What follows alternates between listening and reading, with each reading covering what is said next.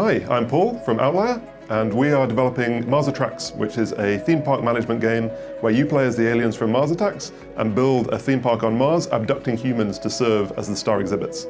We recently announced the game at the Future Game Show at Gamescom, and I think it's safe to say it went well. It's one of IGN's top viewed videos of all of Gamescom, and there's one comment that keeps coming up. If we're making a Mars Attacks game, why a park builder? Why not something, for example, like Dead by Daylight? Or Destroy All Humans? Or maybe even a multiplayer shooter? So in this devlog, let's chat about it. If you haven't seen the trailer already, you can check it out on our YouTube channel. The intention with the trailer really was to surprise people with something that's a bit new and different and really a unique spin on the Mars Attacks IP. In the trailer, we follow several humans who are eventually revealed to be imprisoned within enclosures within a Martian theme park. So for us, every game starts with a core gameplay idea, and then we think about potentially story or IP. And in this case, what really interested us was the concept of having humans as exhibits within a Zoo Tycoon type game. We'd never really seen that before, and thought it had a load of really interesting gameplay implications which we could play on as we built out the project. So with that core gameplay concept, one of the other things that we wanted to get across was the kind of humor and mischief that we loved from games of our youth, like Theme Hospital or Dungeon Keeper or Evil Genius.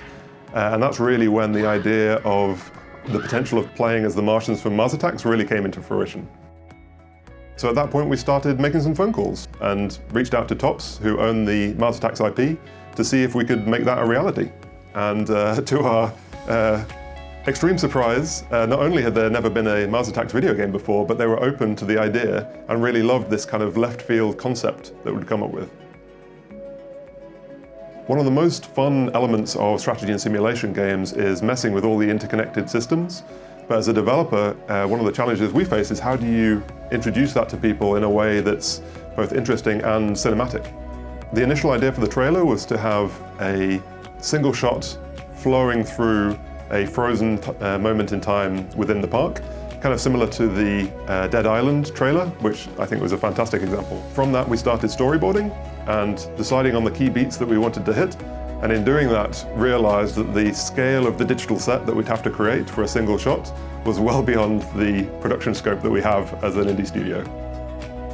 So what we ended up doing is stitching together several panning shots across human enclosures and hiding the transition with the dividing walls.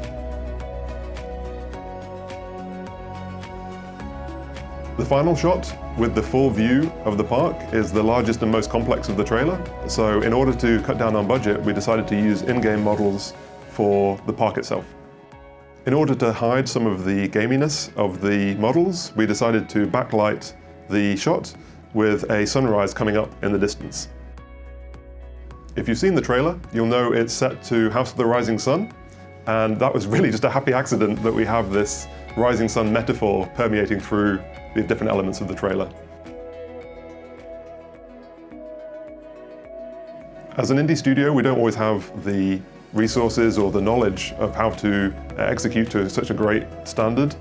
So this is an amazing example of working with friends or people that we know to build something really special.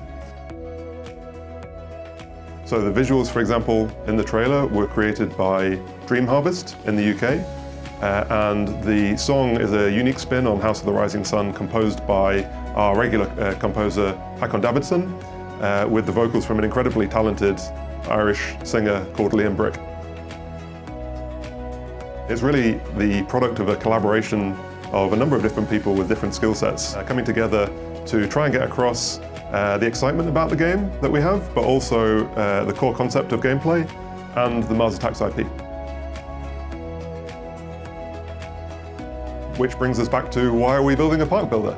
So there was no kind of Dr. Strangelove execs in a meeting room trying to work out what kind of Mars Attacks game to build. It really came from gameplay first and a unique and interesting gameplay concept that we hadn't seen before that had ramifications on how you play the game. And from there, deciding what kind of world and characters we wanted to inhabit it. The story and the characters within the game are so different to what we've seen within the Mars Attacks universe before that it's something we're actively working on and really trying to nail down that tone and focus on the humor, the mischief, and in the next few months we'll be building out that world to make sure it's matching the humor and darkness and sadistic nature of the Martians that people are so familiar with from Mars Attacks.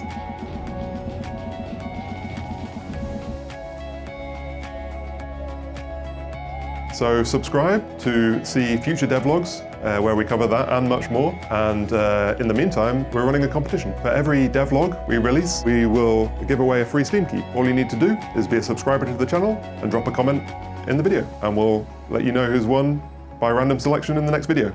So thanks very much for watching, and we'll catch you in the next one.